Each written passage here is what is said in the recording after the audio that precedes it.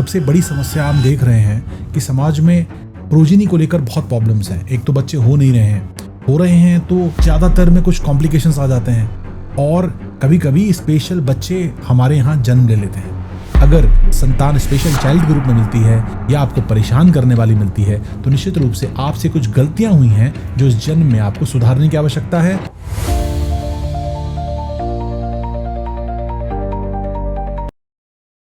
नमस्कार दोस्तों, स्वागत है आपका यूनिक एंगल बाय संतोष में। आज मैं बहुत स्पेशल टॉपिक लेके आया हूं और ये टॉपिक स्पेशल इसलिए है क्योंकि ये है स्पेशल बच्चों से रिलेटेड। जी हाँ, आज के दौर में सबसे बड़ी समस्या हम देख रहे हैं कि समाज में प्रोजेनी को लेकर बहुत प्रॉब्लम्स हैं। एक तो बच्चे हो नहीं रहे हैं, हो रहे हैं तो ज़्यादातर में कुछ कॉम्प्लिकेशंस आ जाते हैं और कभी कभी स्पेशल बच्चे हमारे यहाँ जन्म ले लेते हैं। तो ऐसा कौन सा कारण है और ऐसी क्या परिस्थितियां बनती हैं जिससे स्पेशल आत्माएं आपको चुनती हैं? जी हाँ, ये कोई डराने का विषय नहीं है, ये समझने का विषय है कि उस आत्मा ने आपको ही क्यों चुना। क्योंकि हमारे ज्योतिष के जो सिद्धांत हैं और उससे पहले अगर बात करें सनातन धर्म की तो वहाँ बड़े विस्तार से बताया जाता है कि आत्माएं अपने माता पिता को चुनती हैं। तो उस आत्मा ने आपको ही क्यों चुना, ये ज्योतिष शास्त्र बहुत अच्छे से बता देता है और मैं बहुत सरलता से एक एक लेयर बाय लेयर आपको बताऊंगा क्योंकि इस टॉपिक पे ना ज़्यादा चर्चाएं हुई नहीं है क्योंकि ज़्यादातर ज्योतिष इतना समय नहीं होता उनके पास या इतना बताना नहीं चाहते। और मेरा सौभाग्य कहिए, दुर्भाग्य कहिए या ऐसे कोइंसिडेंस कहिए कि मेरे संपर्क में रिसेंटली 2-3 ऐसी फैमिलीज आई, 2-3 ऐसे लोग आए जो बहुत ही अच्छे इंसान हैं और मुझे फिर जब मन में आया कि ऐसा क्या है इनके पास, ऐसा क्या इनकी कुंडली में ऐसा क्या है विशेष है जिससे इनको ऐसी संतानें पैदा हुई जो इनका ज़्यादा टाइम मांगती, ज़्यादा केयर मांगती हैं। तो एक एक करके सारी परतें हम इसमें से खोलेंगे, हटाएंगे। थोड़ा सा एस्ट्रोलॉजिकल वाला टॉपिक है, थोड़ा आपको समझ होनी चाहिए, नहीं है तब भी चिंता की कोई बात नहीं है। मैं आपको बताऊंगा कि किस प्रकार से आप इसको समझ सकते हैं और किस प्रकार से अपने आसपास के लोगों पर इसको लागू कर सकते हैं। और अगर आप माता पिता बनने की तैयारी कर रहे हैं तो अपने चार्ट्स में भी आप देख सकते हैं कि किस प्रकार की संतति का योग आपकी कुंडली में बनता है। सबसे पहले तो ये समझने की आवश्यकता है कि जब ऐसी संतान उत्पन्न होती है ना तो माता पिता, ज़्यादातर लोग मतलब मुझसे पूछते हैं कि संतोष भाई हम ही क्यों, है ना, हमने ऐसे कौन से पाप किए थे या हमने ऐसे कौन सा गलत काम कर दिया था। तो भाई विश्वास मानिए, आपने कोई पाप नहीं किया था, आपका ये सौभाग्य है।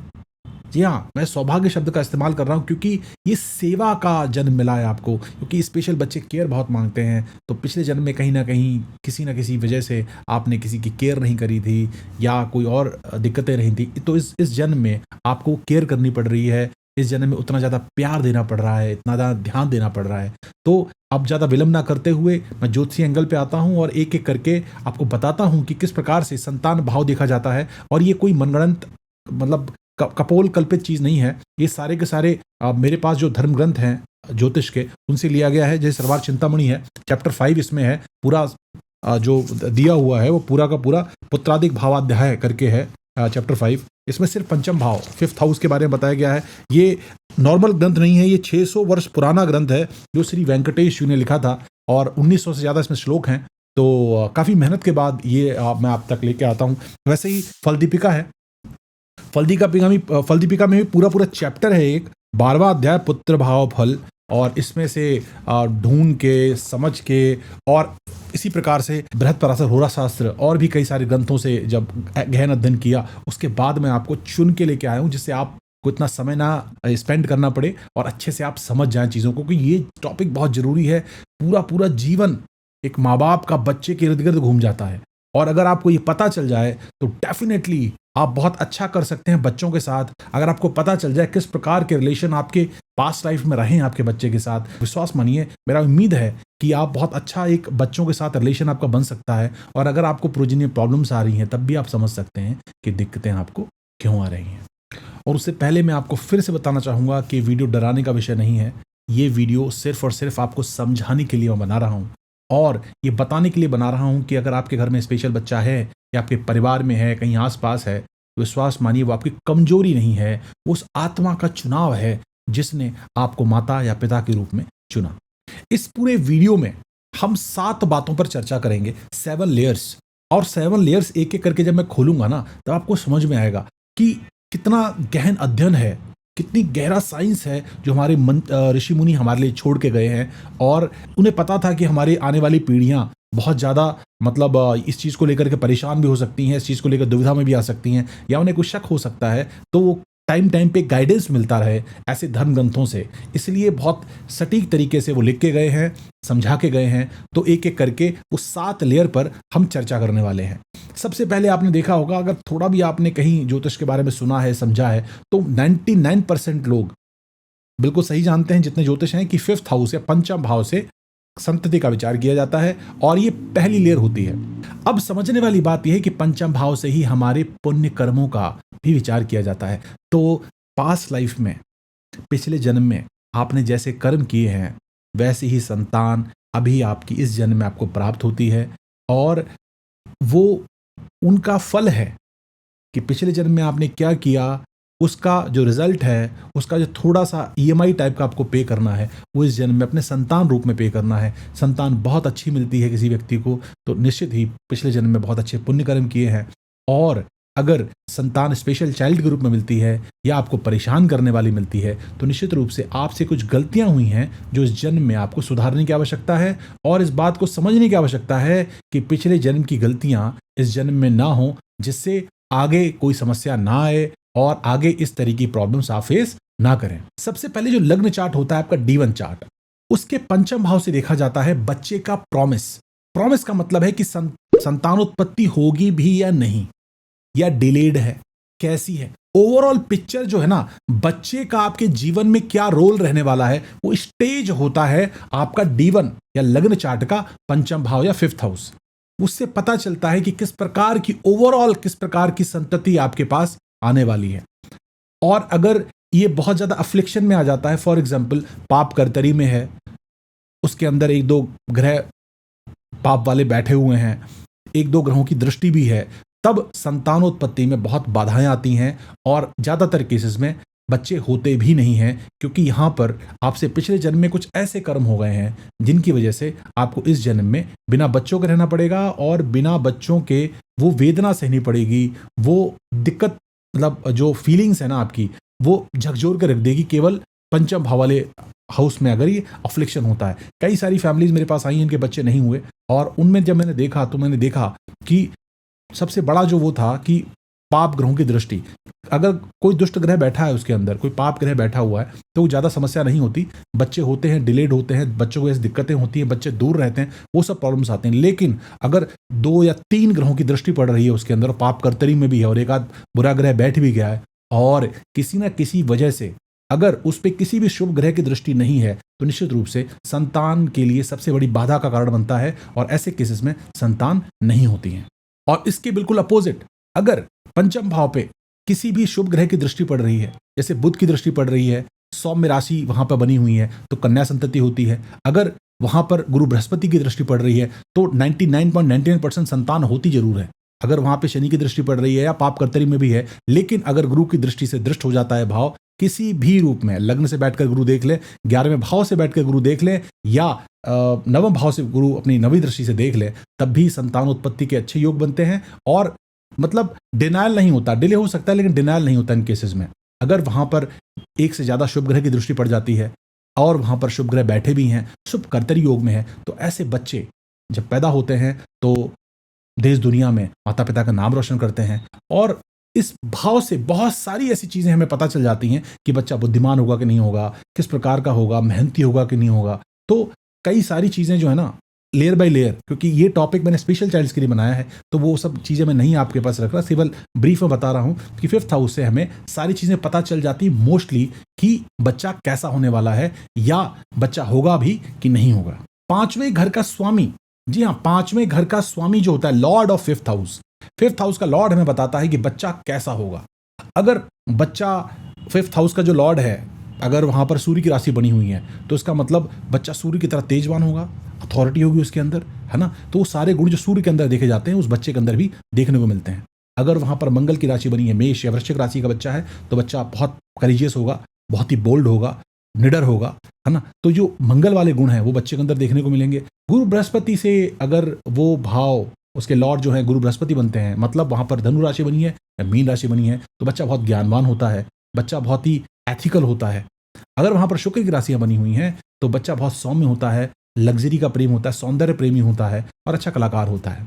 वहीं पर अगर शनि की राशियाँ बनी हुई हैं तो भी बच्चा खराब नहीं होता, बच्चा बहुत ही डिसिप्लिन्ड होता है, बच्चा बहुत ही ज़्यादा न्यायप्रिय होता है। और अगर शनि वहाँ पर अच्छी कंडीशन में कुंडली में बैठे हुए हैं तो ऐसे लोग जज वगैरह बनते हैं, वकील वगैरह बनते हैं, काफ़ी अच्छे, है ना। तो काफ़ी अच्छा, कोई राशि खराब नहीं होती, कोई ग्रह खराब नहीं होता, वो ओवरऑल कुंडली देख के पता चलता है कि इसमें पर्टिकुलर चार्ट में क्या स्थिति बन रही है। अगर वहाँ पर चंद्रमा की राशि बनी हुई है तो ऐसा जो बच्चा होता है वो अक्सर बहुत सौम्य हटका होता है, क्योंकि कर्क राशि चंद्रमा से प्रभावित होता है।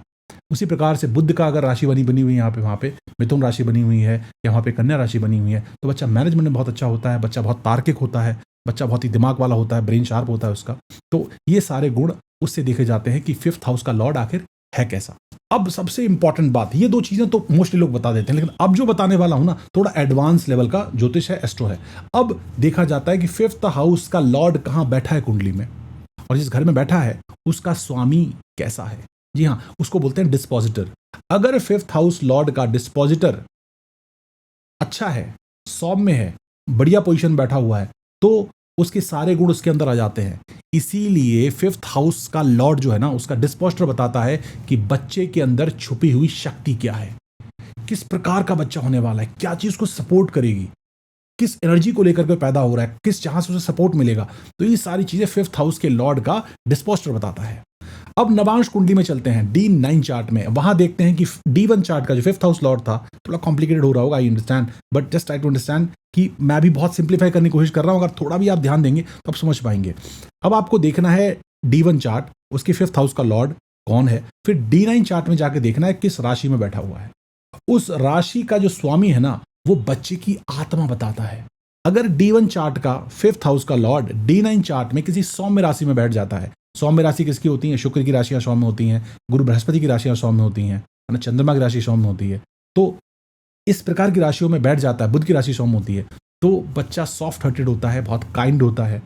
उसी प्रकार अगर उसके विपरीत अगर कठोर राशि में बैठ जाता है, बच्चा सिंह राशि में बैठ गया, बच्चा शनि की राशि में बैठ गया, मकर या कुंभ में, या बच्चा मंगल की राशि में बैठ गया, तब जाकर के बच्चा थोड़ा कठोर हो जाता है, उसकी आत्मा थोड़ी कठोर होती है ना। तो ये बात हमें पता चलती है D9 चार्ट में ग्रह किस राशि में बैठा हुआ है उसके लॉर्ड से। D7 चार्ट, जी सप्तमांशा चार्ट जो होता है, बहुत इंपॉर्टेंट चार्ट होता है, क्योंकि उसी से हम प्रोजनी का विचार करते हैं, उसी से बच्चे कैसे होंगे उसका विचार करते हैं। ओवरऑल बच्चा कैसा होगा, आपके कितने बच्चे होंगे या किस प्रकार के बच्चों का नेचर होगा आपका, ये डिसाइड करता है D7 चार्ट का लग्न। जी हाँ, ओवरऑल नींव जो होती है बच्चे की, वो D7 चार्ट का लग्न बताता है। और आपका पहला बच्चा भी कैसा होने वाला है, कितना बुद्धिमान होगा, कैसा होगा, क्या होगा, वो सब भी D7 चार्ट का लग्न लॉर्ड बताता है।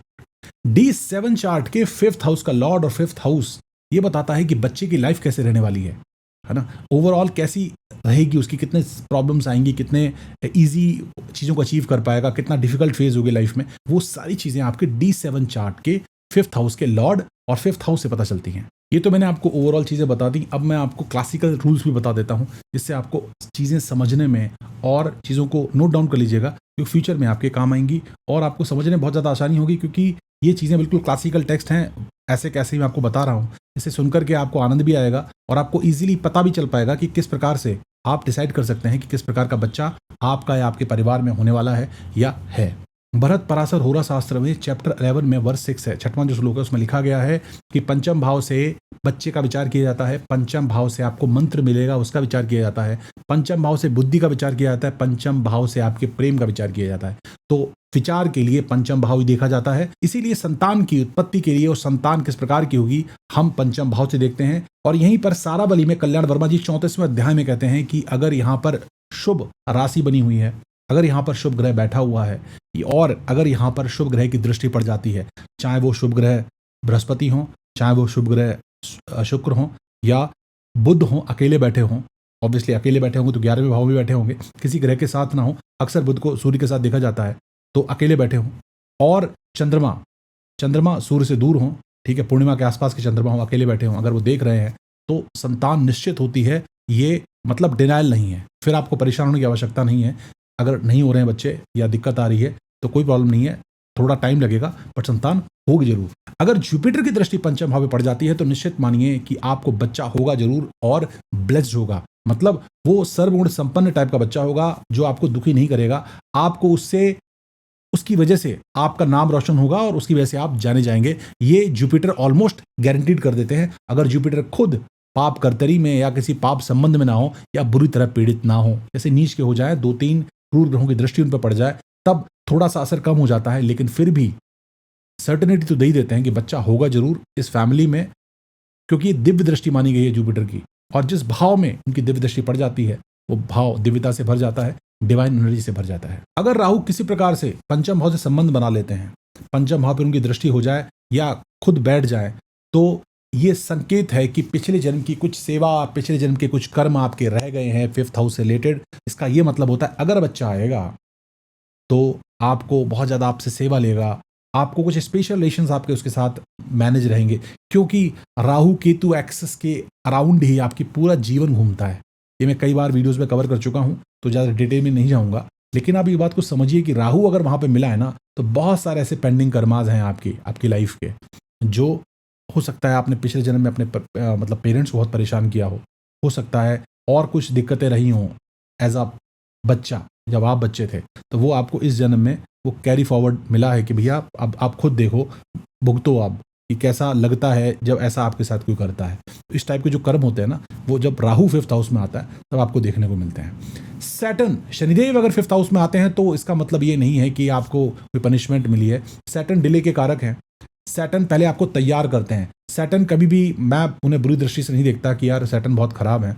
सैटर्न हमेशा अच्छा फल देते हैं, प्रोवाइडेड आपने अच्छे कर्म किए हों। जैसे कर्म किए होंगे आपने, वैसे ही आपको फल मिलेंगे। अच्छे कर्म किए हैं तो सैटर्न निश्चित करते हैं। एक अकेला प्लेनेट ऐसा है जो गारंटी देता है कि अच्छे कर्म करो, फल मैं दूंगा, ये मेरी गारंटी है। ये सैटर्न की गारंटी है। अगर 5th हाउस में उनकी एस्पेक्ट आ रहा है तो निश्चित रूप से डिलेड होगा बच्चा, लेकिन होगा अगर अच्छे भाव में और अच्छे मतलब चीज़ों से वो दृष्ट है, अच्छे ग्रहों से दृष्ट है तो। लेकिन यहाँ पर आपको समझने की आवश्यकता है कि सैटर्न आपको पेशेंस टेस्ट करेंगे आपका यहाँ पे, ठीक है। तो पेशेंस वाला फैक्टर यहाँ पे ऐड हो जाता है। शनि की दृष्टि और राहु की दृष्टि पड़ जाए तो बच्चा मुश्किलों से होता है। शनि की दृष्टि पड़ जाए, सैटर्न की दृष्टि पड़ जाए, ऊपर से मंगल की दृष्टि पड़ जाए तो ऑलमोस्ट निग्लिजिबल चांस हो जाते हैं। और कहीं खुदा न खास्ता किसी अच्छे ग्रह की दृष्टि नहीं पड़ रही, सूर्य की दृष्टि और पड़ जाए ऊपर से आकर के, तो संतान ऑलमोस्ट नहीं होती है। बहुत दिक्कतें आती हैं क्योंकि ये भाव बुरी तरह पीड़ित हो जाता है। भरत पराशर होरा शास्त्र में अध्याय 16 बच्चों को ऊपर ही दिया हुआ है। तो उसमें बताया गया है कि पंचम भाव का स्वामी अगर पंचम भाव में बैठा हुआ है, अपने ही घर में बैठा हुआ है, तो इससे अच्छा कोई योग नहीं है। बहुत अच्छी संतान होती है इसमें। बहुत भाग्यवान लोग होते हैं जिनको ये इस टाइप का वो मिलता है, प्लेसमेंट मिलता है। उच्च का ग्रह जाकर बैठ जाए, मान लो मीन राशि बनी हुई है, शुक्र आके बैठ जाए, बहुत अच्छी संतति होती है, बहुत अच्छी कन्या घर में जन्म लेती है, जिससे आपने देखा होगा कई IPS ऑफिसर्स, कई IAS ऑफिसर्स बेटियां बन जाती हैं, इससे माँ बाप का नाम रोशन होता है। निश्चित रूप से वहाँ उच्च के शुक्र का संबंध बन जाता है, या उसी राशि में, खुद की राशि में वृषभ राशि पड़ी है, वहाँ शुक्र बैठे हुए हैं। इस प्रकार के जो योग बनते हैं वो बहुत अच्छे माने जाते हैं और इस प्रकार ही अच्छी संतानें उत्पन्न होती हैं। वो पंचम भाव में जो ग्रह बैठा हुआ है ना, उसकी प्लेसमेंट से पता चलता है। दूसरा, अगर पंचम भाव का स्वामी 12th हाउस में बैठ गया है, 12th हाउस व्यय का भाव है, इसका मतलब है माँ बाप को अपना सब कुछ लगाना पड़ेगा बच्चे के लिए। जी हाँ, अब कई बार ऐसा होता है कि पंचम भाव में जो राशि बनी हुई है, जैसे पंचम भाव में बनी मेष राशि है ना, मेष राशि बनी है तो 12वें भाव में कौन सी राशि बनेगी? वृश्चिक राशि बनेगी। अब वृश्चिक राशि का स्वामी मान लो मंगली में जाके बैठ गया तो अच्छा प्लेसमेंट माना जाएगा। हालांकि 12वां भाव है तो उससे देखा जाएगा कि बच्चों का विदेश से संबंध बनता है तो बच्चे विदेश में सेटल हो जाते हैं, या और अच्छी कुंडली में योग बने हैं तो बच्चे IFS ऑफिसर जैसे बनते हैं, क्योंकि बच्चों का योग फॉरेन सर्विसेज से बन गया। तो कहने का मतलब क्या है कि बहुत गूढ़ होता है, आसान नहीं होता ऐसे नॉर्मल श्लोकों में और नॉर्मल 1-2 रूल बना करके उसको करना। लेकिन आसानी से आप पता तो लगा ही सकते हैं कि किस प्रकार से आपकी संतान उत्पत्ति के योग बनते हैं और संतान कैसी होगी ग्रह जो बैठा है 5th हाउस में उसको देख करके। 5th हाउस का लॉर्ड अगर केतु के साथ बैठ जाता है तो बच्चा मिस्टिकल होता है। जी हाँ, बच्चा बहुत अलग टाइप की आत्मा होता है और वो बच्चा इंश्योर करता है, क्योंकि केतु मोक्ष के कारक हैं, बच्चा इंश्योर करता है कि आपको रास्ता दिखाए या परिवार में लोगों को रास्ता दिखाए कि किस प्रकार से मोक्ष प्राप्त किया है। मोक्ष का मतलब ये बिल्कुल नहीं कोई जगह विशेष नहीं है कि टिकट ले लिया मोक्ष पहुंच गए, नहीं। मोक्ष का मतलब है मृत्यु को जान लेना। वो आपको सारी चीज़ें दिखा देता है कि जीवन के असली रहस्य क्या है।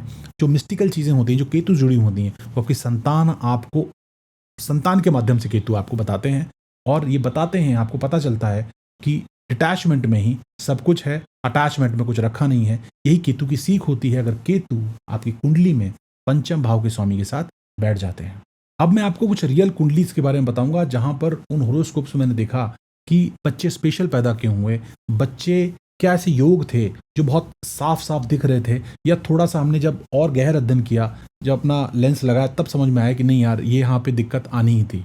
जैसे एक कुंडली है, मैं नाम नहीं बताऊंगा, डेट ऑफ बर्थ नहीं बताऊंगा क्योंकि काफ़ी सेंसिटिव मामला होता है ये, लेकिन आपको मैं आइडिया दे दूंगा कि ऐसे योग क्यों बनते हैं। जो पहली कुंडली है उसमें ये योग बना क्योंकि जेमिनी मिथुन राशि पड़ी हुई है 5th हाउस में, पहला पॉइंट। दूसरा पॉइंट, वहां पर राहु 29 डिग्री पे हैं, 29 डिग्रीज में राहु गंडांत में चले जाते हैं, और ये दिखाता है कि बहुत स्पेशल कार्मिक कनेक्शन है। और स्पेशल केस इसमें क्या था? स्पेशल केस ये था कि बुध जो इस मिथुन राशि के स्वामी बनते हैं, ये 12th हाउस में जाके बैठ जाते हैं, और 12th हाउस में जाके बैठते हैं किसके साथ? रेट्रोगेट या वक्री शुक्र के साथ। शुक्र प्रेम के कारक हैं, तो ये आत्मा यहां आई है, लेकिन इतना प्रेम भर दिया है उसने कि वो प्रेम, आप खुद सोचिए, आपके घर में स्पेशल बच्चा है और स्पेशल केयर तो मांगता ही है, स्पेशल प्रेम भी तो मांगता है। तो बहुत मतलब दिल को एकदम से धक्का सा लगता है जब वो कुंडली देखते हैं। अब डिटेल में पहली बार मैंने देखा तो समझ में नहीं आता है, लेकिन जब एक एक ग्रह को आप डिग्री वाइज देखते हैं, एक एक ग्रह की यहाँ पे कहाँ पे कष्ट पे पड़ा हुआ है ग्रह, कहाँ पे किसके साथ बैठा हुआ है, उस जो यहाँ बैठा है उसकी कंडीशन क्या है, तब आपको समझ में आता है कि यार क्या स्पेशल, मतलब आत्मा ने भी चुना है कि क्या बंदा है ये बहुत एप्ट बंदा है मेरे लिए, क्योंकि इसके पास प्यार ही प्यार देने के लिए।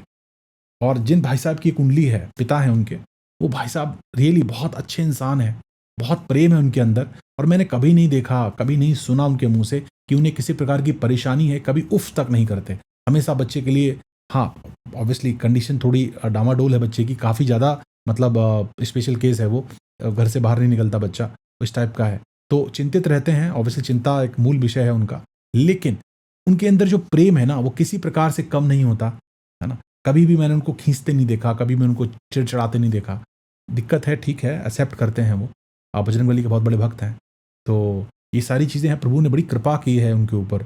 और मुझे ऐसा, जो मेरा अब एस्ट्रो को छोड़ के अगर मैं दूसरा एंगल देखता हूँ, मुझे लगता है कि उनकी भी मुक्ति शायद इसी जन्म में हो जाए, क्योंकि जितने भी उनके कर्म रहे हैं ना, इतनी सेवा करते हैं लोगों की, वो इतना, मतलब बच्चे की भी सेवा करते हैं, सभी लोगों की सेवा करते हैं, और बड़ी कृपा है बजरंगबली की उनके ऊपर। अगर ठीक ठाक, मतलब और अच्छा उनका और आगे वाला जीवन जो है वो चला, तो शायद वो भी भगवान इस जन्म में मुक्ति के लिए आए हैं, क्योंकि उनके जीवन में मैंने और कोई दुख नहीं देखा या और कोई परेशानी नहीं देखी है सच, जैसे और लोगों की लाइफ में भी होता ही है। तो ये जो चीज़ है ना, वीनस वक्री, ये बहुत बड़ा पॉइंट है, क्योंकि वीनस प्रेम के कारक है, वक्री ग्रह बहुत ज़्यादा चेष्टा बल हो जाता है उसके पास, है ना। तो इस प्रकार से आत्माएं चुनती हैं, क्योंकि 5th हाउस लॉर्ड वक्री ग्रह के साथ बैठे हैं, वहां पर गंडांत के राहु बैठे हुए हैं, तो राहु का कनेक्शन हुआ, नंबर 1। नंबर 2, राहु गंडांत में चले गए। नंबर 3, वो जो प्लैनेट है वो जाकर 12th हाउस में बैठा और वक्री ग्रह के साथ बैठा। ये कुछ पॉइंट्स थे उनकी कुंडली में। इनकी कुंडली की कुछ और खास बातें हैं, जैसे कि D7 चार्ट में जो 5th लॉर्ड है, 5th लॉर्ड प्लस जो लग्न लॉर्ड है, वो दोनों केतु के साथ बैठे हुए हैं। तो ये मैंने बताया डिटैचमेंट का कारक है, ऐसे व्यक्ति को डिटैचमेंट हो जाता है, बच्चा सिखाता है कि डिटैच करो यार, कुछ रखा नहीं जीवन में, तो ये देखने को मिलता है। उसी प्रकार से जो लॉर्ड है D1 चार्ट का, वो नवांश चार्ट में जाकर के सैटर्न के साथ बैठा हुआ है, तो वो भी ऑब्वियसली डिलेट दिखाता है, पास्ट लाइफ कर्मा दिखाता है। तो ये सारी चीज़ें जब आप देखते हो ना, तो हैवी लोडेड होता है। जितना भी कोई भी चार्ट जब आपके पास आता है, आपके परिवार का चार्ट होता है, प्राइमा फेसी जब आप बहुत चार्ट देख लेते हैं ना, तो आपको आइडिया लग जाता है कि ये कुंडली जो है ना, किसी भी विशेष व्यक्ति की, ये किसके इर्द गिर्द घूमने वाली है ना। इसकी लाइफ 5th हाउस बहुत लोडेड है।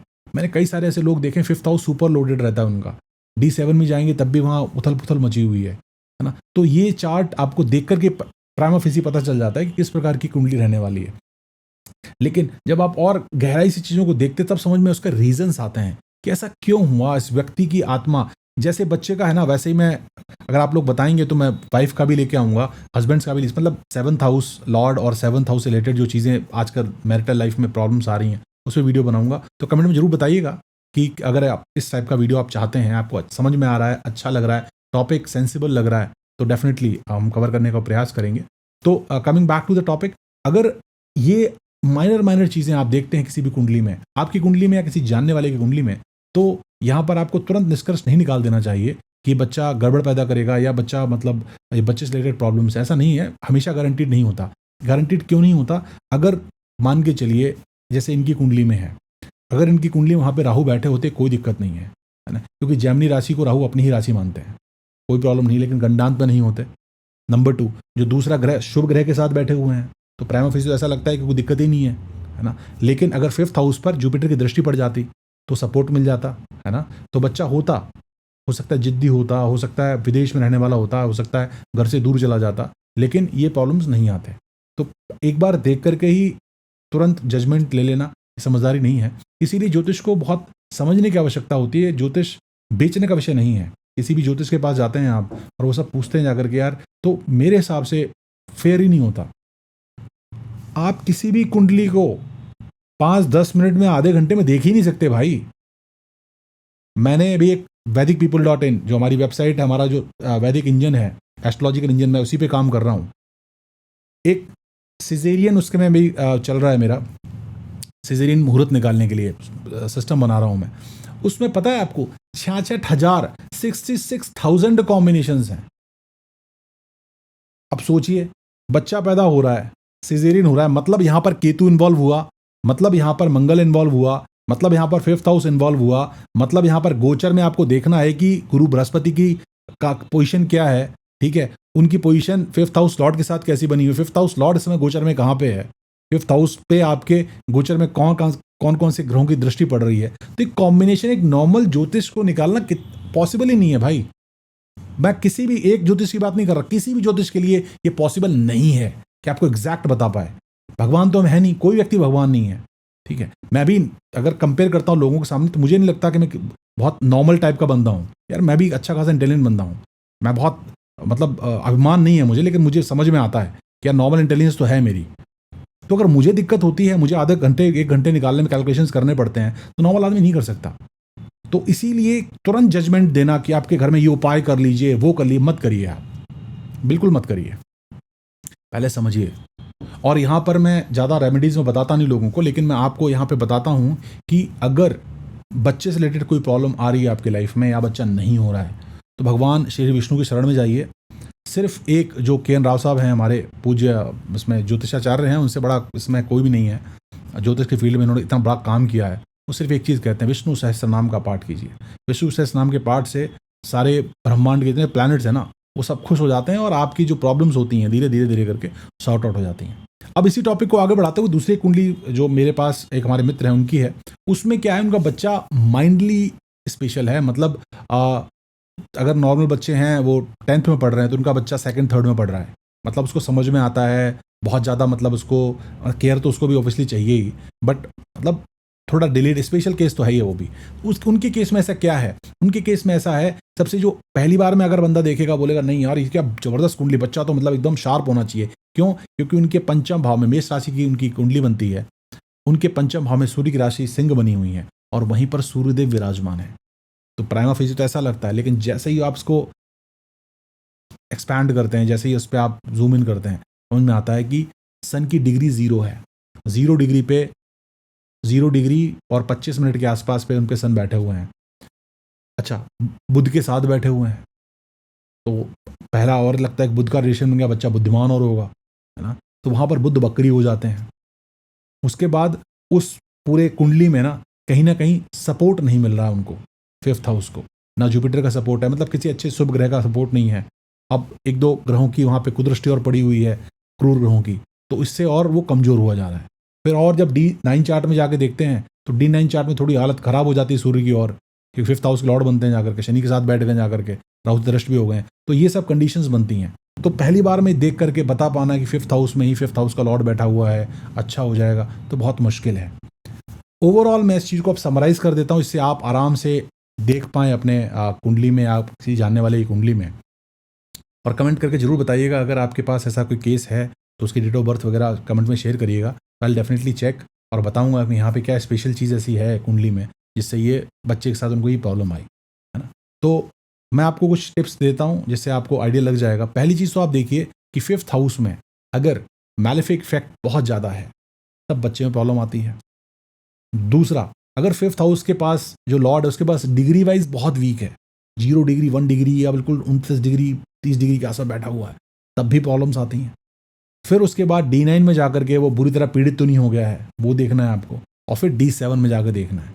तो ये कॉम्बिनेशंस अगर आप देखते हैं तो आपको समझ में आता है कि ये पास्ट लाइफ के क्या कर्म हैं जो ये चीज़ें आप साथ हो रही हैं या आपके जानने वालों की साथ हो रही हैं। तो उम्मीद है ये वीडियो आपको समझ में आया होगा। थोड़ा कॉम्प्लिकेटेड तो है for sure, but I am sure कि आप थोड़ा समझने का प्रयास करेंगे तो समझ में भी आएगा। बहुत ज़्यादा डिटेल में मैंने नहीं बताया, उसके डिकोड नहीं किया है मैंने। तो इन सब के ऊपर ही कैलकुलेशंस आपको ना देखनी पड़े, ये चीज़ें आपको ना समझनी पड़े, इसलिए वैदिकपीपल.in पे मैं सारे के सारे चार्ट्स वगैरह खुद बना रहा हूँ, सारे कॉम्बिनेशंस में पोस्ट कर रहा हूँ, सो दैट आप उसमें केवल अपनी बर्थ डिटेल्स को एंट्री करें और आप देख पाएँ आसानी से आपके चार्ट्स में कहाँ कहाँ पे एफ्लिक्शंस हैं, कहाँ वहाँ पे दिक्कतें आ रही हैं। तो जाकर के वेबसाइट ज़रूर चेक करिएगा और अपना फीडबैक भी हमें कमेंट्स में दीजिएगा, और किस प्रकार के वीडियोज़ आप चाहते हैं एस्ट्रोलॉजी के ऊपर जो आपके काम के हों, हमारे समाज में काम के हों, जो आपको एक दिशा दे सकें और जो हमारी परंपरा है सनातन धर्म की उसको आगे बढ़ा सकें। उसके लिए मैं प्रयासरत हूँ और आपका सहयोग की अपेक्षा करता हूँ। वीडियो अच्छा लगा हो तो लोगों के साथ शेयर जरूर कर दीजिएगा, और आपकी जो राय है वो कमेंट्स में हमें बता दीजिएगा। नेक्स्ट वीडियो तक के लिए मुझे आज्ञा दीजिए। जय हिंद।